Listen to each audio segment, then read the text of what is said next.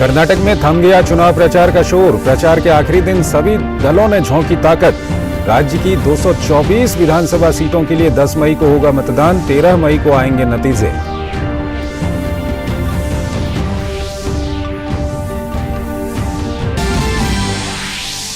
चुनाव प्रचार खत्म होने से पहले बीजेपी और कांग्रेस में फिर मचा घमासान। बीजेपी ने सोनिया गांधी के संप्रभुता वाले बयान की चुनाव आयोग से की शिकायत।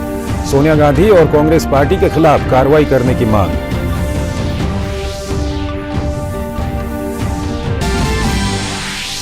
दिल्ली के शराब घोटाले में पूर्व डेप्यूटी सीएम मनीष सिसोदिया को राहत नहीं। अदालत ने 14 दिन तक बढ़ाई न्यायिक हिरासत। बीजेपी का केजरीवाल पर हमला जारी। कहा उनकी पूरी राजनीति भ्रष्टाचार, झूठ बोलना और आई एम सॉरी पर टिकी।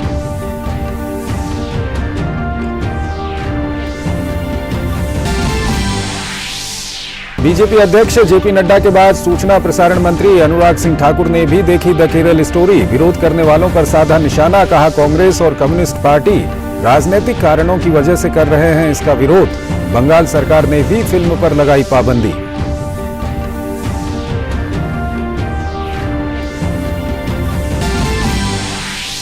मणिपुर में सामान्य स्थिति धीरे धीरे हो रही है बहाल। पिछले 24 घंटों में कोई हिंसा नहीं। सुबह और शाम कर्फ्यू में मिली ढील के दौरान बाजार पहुंचे लोग। सेना और असम राइफल कर रहे हैं निगरानी।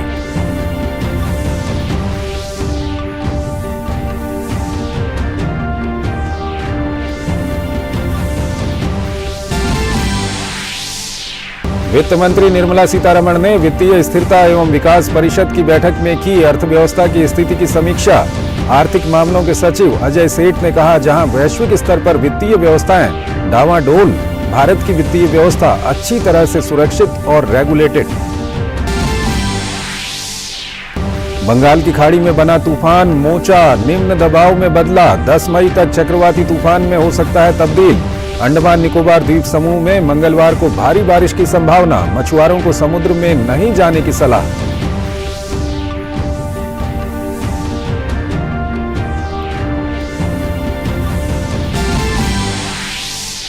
और भारतीय मुक्केबाज सचिन सिवाच ने पुरुषों की मुक्केबाजी विश्व चैंपियनशिप के प्री क्वार्टर फाइनल में जगह बनाई। वहीं नवीन और गोविंद को मिली हार।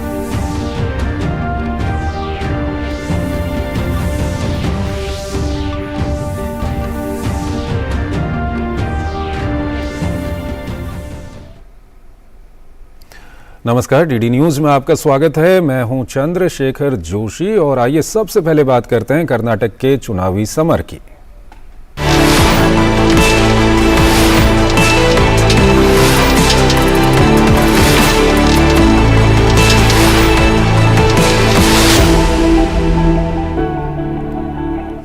कर्नाटक के दंगल में चुनाव प्रचार का शोर आज थम गया। तमाम मुद्दों को अपनी अपनी पार्टी की जीत की चाबी बनाकर तमाम राजनीतिक दलों के स्टार प्रचारकों ने एक पखवाड़े से भी अधिक समय तक जमकर चुनाव प्रचार किया। मतदान में 48 घंटे से भी कम का वक्त शेष बचा है। आइए देखते हैं राज्य के चुनावी समर में कैसा रहा चुनाव प्रचार और राजनीतिक दलों ने अपनी ओर से कौन कौन से मुद्दे उठाकर कर्नाटक की जनता को अपने पाले में करने की कोशिश की। कर्नाटक में 10 मई को होने जा रहे विधानसभा चुनाव के लिए जोर शोर से जारी प्रचार अभियान सोमवार शाम को खत्म हो गया।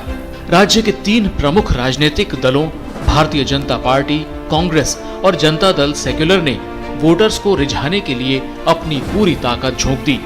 इन पार्टियों के प्रमुख नेताओं और स्टार प्रचारकों ने राज्य के विभिन्न हिस्सों का तूफानी दौरा किया। भाजपा राज्य में सत्ता में क्रमिक रूप से बदलाव होने की 38 साल पुरानी परंपरा को तोड़ने और दक्षिण भारत में अपने गढ़ को बचाने की कोशिश में जुटी है।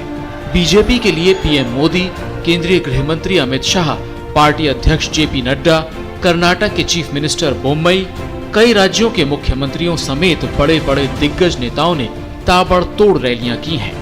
दूसरी ओर बीजेपी को सत्ता से बेदखल करने में जुटी कांग्रेस भी कड़ी मेहनत कर रही है और 2024 के लोकसभा चुनावों के लिए मुख्य विपक्षी दल के रूप में अपनी स्थिति को मजबूत करने की कोशिश कर रही है। भाजपा का चुनाव प्रचार प्रधानमंत्री नरेंद्र मोदी, डबल इंजन की सरकार, राष्ट्रीय मुद्दों और कार्यक्रमों या केंद्र एवं राज्य सरकारों की उपलब्धियों पर केंद्रित रहा। वहीं कांग्रेस ने शुरुआत में स्थानीय मुद्दों को उठाने की कोशिश की, लेकिन जैसे जैसे चुनावी प्रचार की तपिश बढ़ी, कांग्रेस के राष्ट्रीय नेताओं ने पीएम मोदी के खिलाफ अभद्र टिप्पणियां कर चुनाव प्रचार की लड़ाई को मुद्दों से बेपटरी करने की कोशिश की। कांग्रेस ने पीएफआई से बजरंग दल की तुलना और बजरंग दल पर बैन का ऐलान कर प्रचार में लीड लेने की कोशिश की, लेकिन विश्व हिंदू परिषद, बजरंग दल और प्रधानमंत्री नरेंद्र मोदी के आक्रामक पलटवार और भगवान आंजनेय को लेकर कर्नाटक के जनता के भावनात्मक रुख से कांग्रेस बैकफुट पर जाने को मजबूर हुई। इसी का नतीजा रहा कि आखिरकार कांग्रेस की पूर्व अध्यक्ष सोनिया गांधी चुनाव प्रचार में उतरी।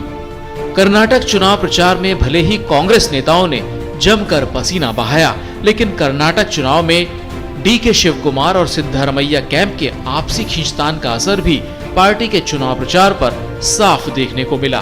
प्रचार के दौरान आरक्षण के मुद्दे पर भी दोनों ही दलों में जमकर जोर आजमाइश भी देखी गई। कर्नाटक चुनाव प्रचार के दौरान सत्ता पक्ष भारतीय जनता पार्टी और विपक्षी कांग्रेस के अलावा पूर्व प्रधानमंत्री एचडी देवगौड़ा के नेतृत्व में जनता दल सेकुलर भी अपने दम पर सरकार बनाने के लिए आवश्यक संख्या हासिल करने का जोर लगाए हुए है। वह खुद को किंग मेकर के बजाय किंग के रूप में उभारने में जुटा है। तमाम राज्यों में जोर शोर से चुनाव लड़ने का दम भरने वाली आम आदमी पार्टी का चुनाव प्रचार फीका ही रहा। पार्टी के तमाम राष्ट्रीय नेताओं ने चुनाव प्रचार से दूरी बनाए रखी। पार्टी का चुनाव प्रचार उनके स्थानीय नेताओं द्वारा चलाया गया। हालांकि आखिरी दिन पार्टी के राष्ट्रीय संयोजक अरविंद केजरीवाल ने वीडियो कॉन्फ्रेंसिंग के जरिए मतदाताओं को संबोधित कर पार्टी के पक्ष में वोट मांगे। बहरहाल चुनाव प्रचार का शोर थमते ही अब सबकी नजरें राज्य में 10 मई को होने वाली मतदान पर टिकी हैं, जब राज्य की सभी 224 सीटों पर एक साथ वोट डाले जाएंगे। चुनाव नतीजे 13 मई को आएंगे। इसके लिए कर्नाटक में 58,282 मतदान केंद्र बनाए जा रहे हैं, जिसमें से 20,866 केंद्र शहरी इलाकों में हैं। इनमें से 50% मतदान केंद्र यानी 29,140 पर वेबकास्टिंग की जाएगी। Bureau report, DD news. केंद्रीय मंत्री भूपेंद्र यादव ने कांग्रेस की पूर्व राष्ट्रीय अध्यक्ष सोनिया गांधी पर जानबूझकर संप्रभुता शब्द का प्रयोग करने का आरोप लगाते हुए चुनाव आयोग से सोनिया गांधी और कांग्रेस पार्टी के खिलाफ कार्रवाई करने की मांग की है। चुनाव आयोग से सोनिया गांधी और कांग्रेस की शिकायत करने के बाद मीडिया से बात करते हुए केंद्रीय मंत्री भूपेंद्र यादव ने कहा कि सोनिया गांधी ने जानबूझकर संप्रभुता शब्द का प्रयोग किया है और इसलिए भाजपा ने मॉडल कोड के तहत चुनाव आयोग द्वारा जारी किए गए गाइडलाइन का हवाला देते हुए आयोग से कांग्रेस और सोनिया गांधी के खिलाफ सख्त कार्रवाई करने की मांग की है। यादव ने कहा कि कांग्रेस का घोषणा पत्र टुकड़े टुकड़े गैंग का एजेंडा है, भारत को कमजोर करने का एजेंडा है और कांग्रेस पार्टी झूठ की बुनियाद पर प्रचार कर रही है। भारत की एकता और अखंडता के लिए जिन शब्दों का इस्तेमाल नहीं करना चाहिए, उन शब्दों का इस्तेमाल करके प्रचार कर रही है। कांग्रेस एक झूठ की बुनियाद के ऊपर प्रचार कर रही है। भारत की एकता और अखंडता के लिए जो शब्द इस्तेमाल नहीं करने चाहिए, उन शब्दों का इस्तेमाल करके प्रचार कर रही है। और हमारे सारे विषय को इलेक्शन कमीशन ने बहुत गंभीरता के साथ लिया है। और हम ये भी बता दें कि आज भी कांग्रेस अपने विज्ञापन में जिस प्रकार के आरोप भारतीय जनता पार्टी पर लगा रही है, उस प्रकार के आरोपों का कोई साक्ष्य इलेक्शन कमीशन को नहीं दे पाई, जो इस बात को सिद्ध भी करता है कि कांग्रेस केवल झूठ की बुनियाद के आधार पर इस चुनाव को लड़ रही है। कर्नाटक की जनता इसका करारा जवाब देगी। आतंकवाद के एक नए रूप को प्रदर्शित करती फिल्म द केरला स्टोरी को लेकर सियासत शुरू हो गई है। कई राज्यों में जहां इस फिल्म को लेकर प्रदर्शन देखने को मिले हैं, तो बंगाल समेत कुछ राज्य सरकारों ने इसे अपने राज्यों में प्रतिबंधित करने का फैसला लिया है। बढ़ती सियासत के बीच बीजेपी इस फिल्म के समर्थन में है, तो वोटिंग से पहले कर्नाटक में भी इसको लेकर चर्चा गर्म है। द केरल स्टोरी पर चल रहे विवाद के बीच उसकी स्क्रीनिंग का काम जारी है। रविवार को भारतीय जनता पार्टी के राष्ट्रीय अध्यक्ष जेपी नड्डा बेंगलुरु में फिल्म की एक विशेष स्क्रीनिंग में शामिल हुए। फिल्म देखने के बाद बीजेपी के राष्ट्रीय अध्यक्ष ने कहा कि यह फिल्म एक नए प्रकार के आतंकवाद को उजागर करती है, जो कि बिना गोला बारूद का है। इस तरह के आतंकवाद का किसी राज्य या धर्म से कोई संबंध नहीं है। हम सब जानते हैं कि बम, बंदूक, पिस्तौल ये आतंकवाद के साथी रहे हैं और इसमें तो आवाज होती है। लेकिन ये जो नए किस्म का आतंकवाद है, जिसका बहुत ही भयानक रूप है, इसको द केरला स्टोरी इस साजिश का पर्दाफाश करती। समाज में ज्यादा से ज्यादा लोग इस तरीके के आतंकवाद को देखें, समझें और इसका कोई किसी राज्य से लेना देना नहीं है, इसका किसी धर्म से लेना देना नहीं है, ये देश और वैश्विक कहानी है। उधर दिल्ली में सूचना एवं प्रसारण मंत्री अनुराग ठाकुर ने फिल्म देखी। जो वैश्विक आतंकी संगठन है, उनकी जो रिक्रूटमेंट ड्राइव है, वो भारत का केरल उसका हिस्सा ना बने, ये सच्चाई पर प्रकाश डालती है, सच देश के सामने लाने का काम करती है। अगर कुछ राजनीतिक दलों को अपनी राजनीतिक रोटियां इस पर सेंकनी है, तुष्टिकरण की राजनीति करनी है, तो मैं उस पर कुछ नहीं कहूँगा। लोग इनका असली चेहरा देख चुके हैं। लेकिन मुझे दुख इस बात का है कि भारत की बेटियों के साथ नहीं, ये आतंकवादी संगठनों के साथ खड़े हैं।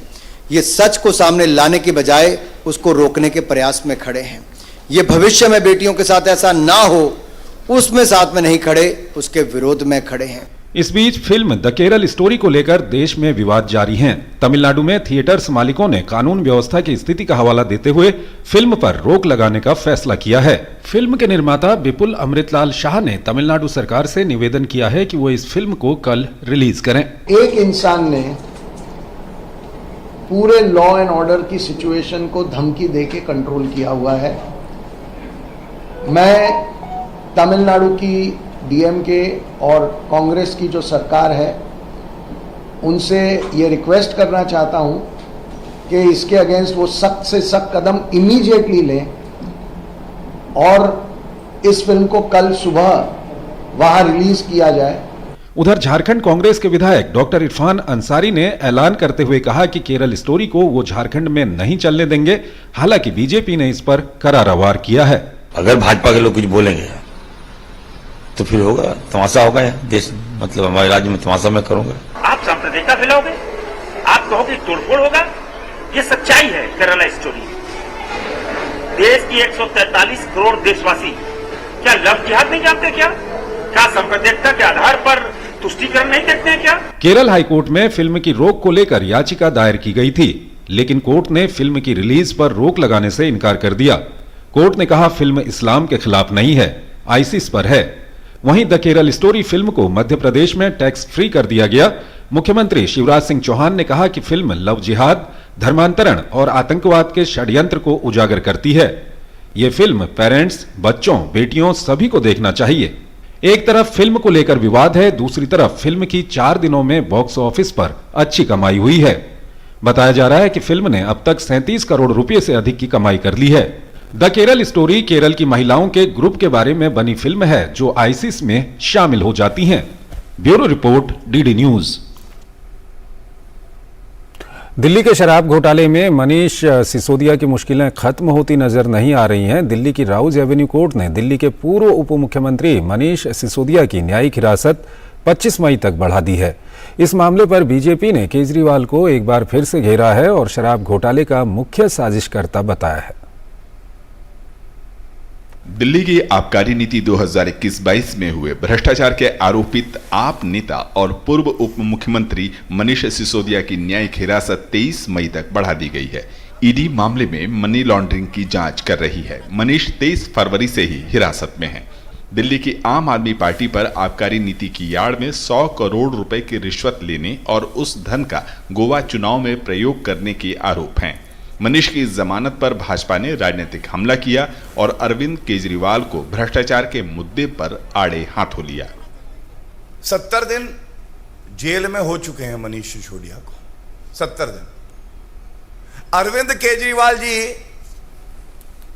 हर कोई जानता है कि शराब घोटाले के किंगपिन आप हैं। आप कट्टर ईमानदार बता रहे थे। पूर्व उप मुख्यमंत्री, पापी एक्यूज नंबर 1, जिनके पास शराब मंत्रालय था, उनको बेल 70 दिन से क्यों नहीं न्यायालय ने दी है? पहला सवाल। ये कृपया करके आप में अगर दमखम है तो निकल आइए। वो आपके घोटाले और भी चल रहे हैं, शीश महल घोटाला और मार्बल और कर्टन वाले। बताया जा रहा है आप मुंह छुपा के कहीं बैठे हैं, बाहर निकलिए, उत्तर दीजिए, 70 दिन से बेल क्यों नहीं हुई? जांच एजेंसियों के मुताबिक दिल्ली की आबकारी नीति में जानबूझकर फेरबदल किया गया था और मनीष सिसोदिया पूरी तरह से घोटाले में शामिल रहे हैं। मामले में ईडी और सीबीआई दोनों ही अपनी अपनी चार्जशीट दाखिल कर चुकी हैं।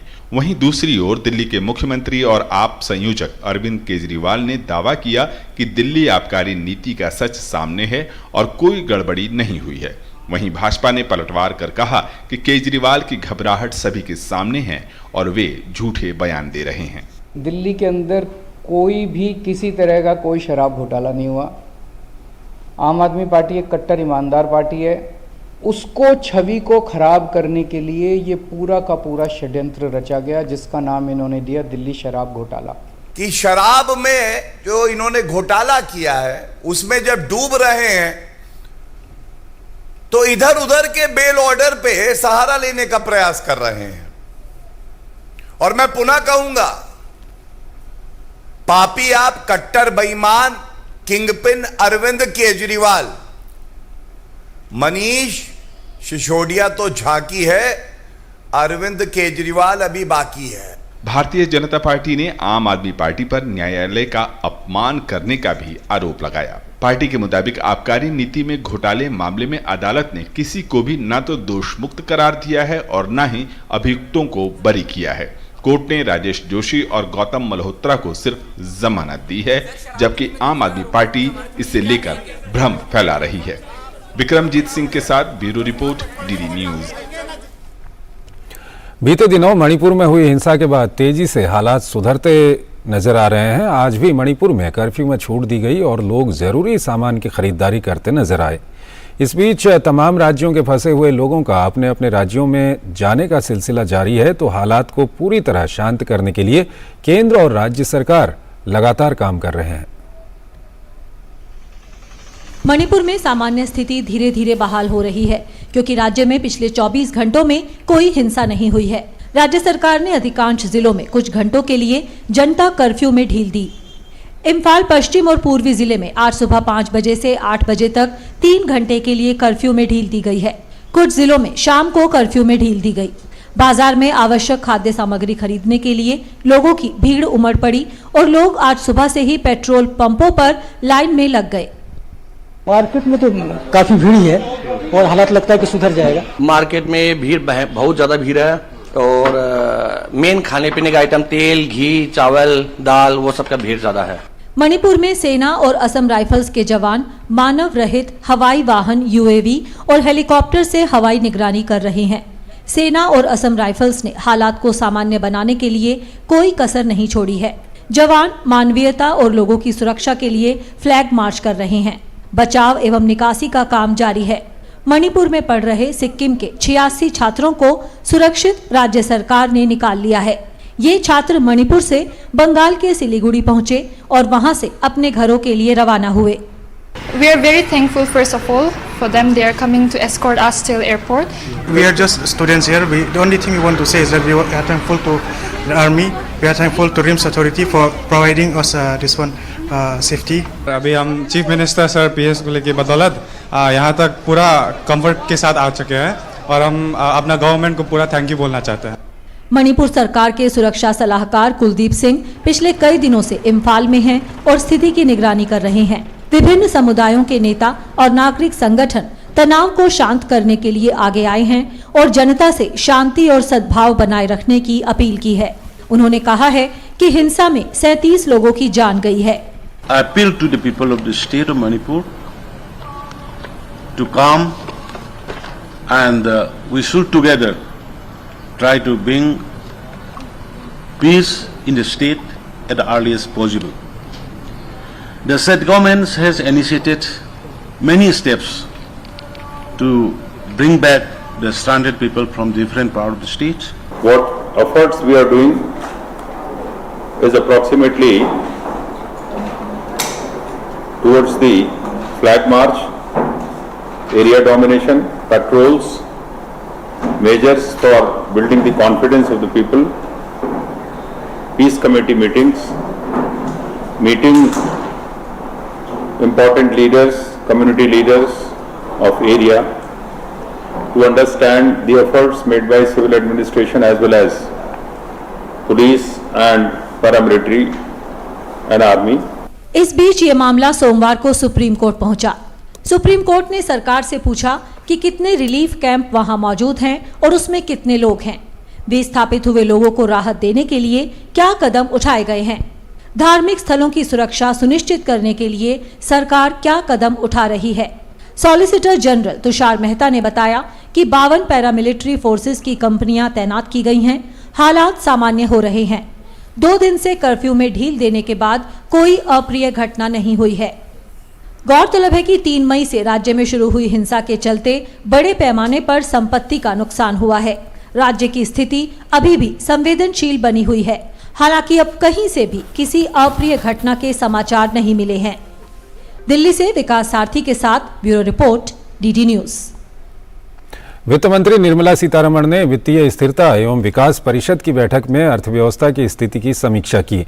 बैठक के बाद आर्थिक मामलों के सचिव अजय सेठ ने कहा कि जहां वैश्विक स्तर पर वित्तीय व्यवस्थाएं डावाडोल हैं, वहीं भारत की वित्तीय व्यवस्था अच्छी तरह से सुरक्षित और रेगुलेटेड है। उन्होंने कहा कि बैठक में छोटे उद्यमों में साइबर सुरक्षा की चिंताओं पर भी विचार विमर्श हुआ। विभिन्न रेगुलेटर्स के साथ KYC नियमों को भी सरल बनाने के उपायों पर चर्चा की गई।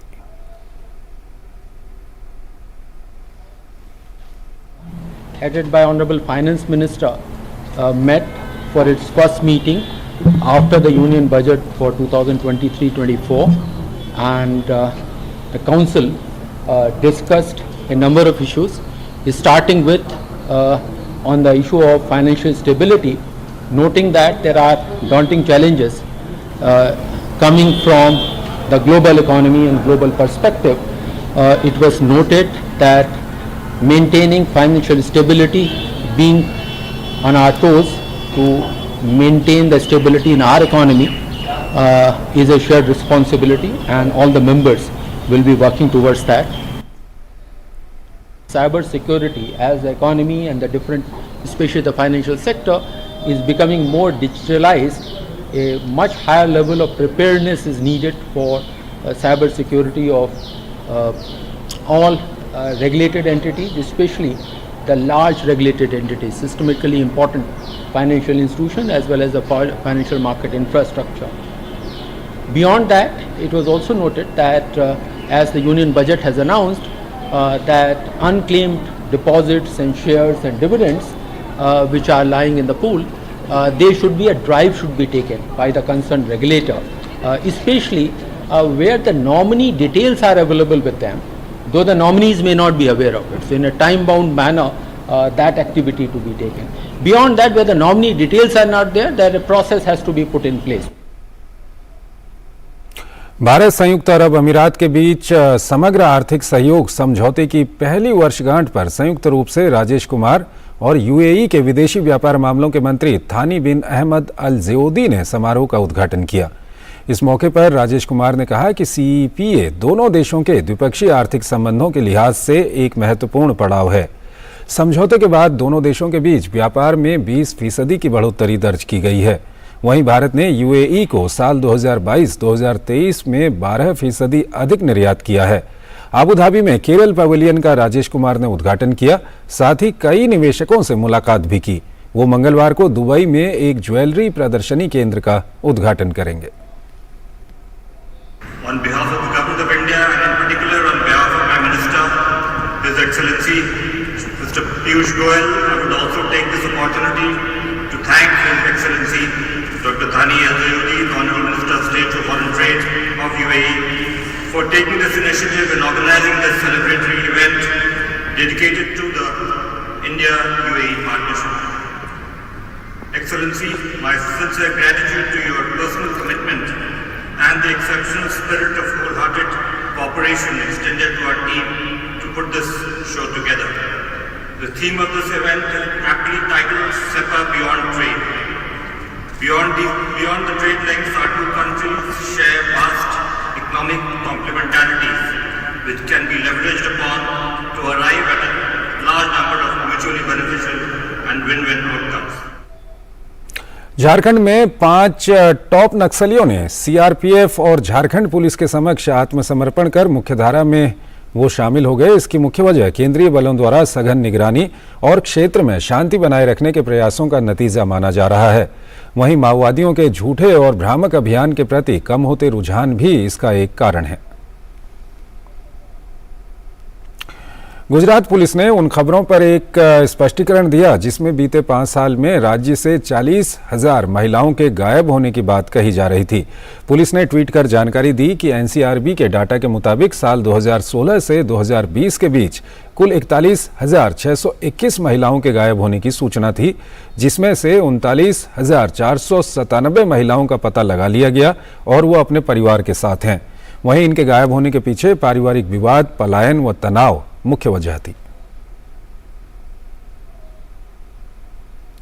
आज राष्ट्रीय राजधानी दिल्ली में इंद्रप्रस्थ विश्व संवाद केंद्र के तत्वाधान में देवऋषि नारद पत्रकार सम्मान समारोह 2023 का आयोजन किया गया। इस कार्यक्रम में मुख्य अतिथि के रूप में केंद्रीय राज्य विधि एवं न्याय मंत्रालय एसपी सिंह बघेल शामिल हुए। इस कार्यक्रम में दूरदर्शन न्यूज की महानिदेशक प्रिया कुमार और पूर्व प्रधान महानिदेशक मयंक अग्रवाल ने भी शिरकत की। पत्रकारिता के अलग अलग क्षेत्रों में कार्य करने वालों को पुरस्कार दिया गया। वहीं डीडी न्यूज के ओपी यादव को ग्रामीण पत्रकारिता में उत्कृष्ट कार्य करने के लिए पुरस्कार प्रदान किया गया।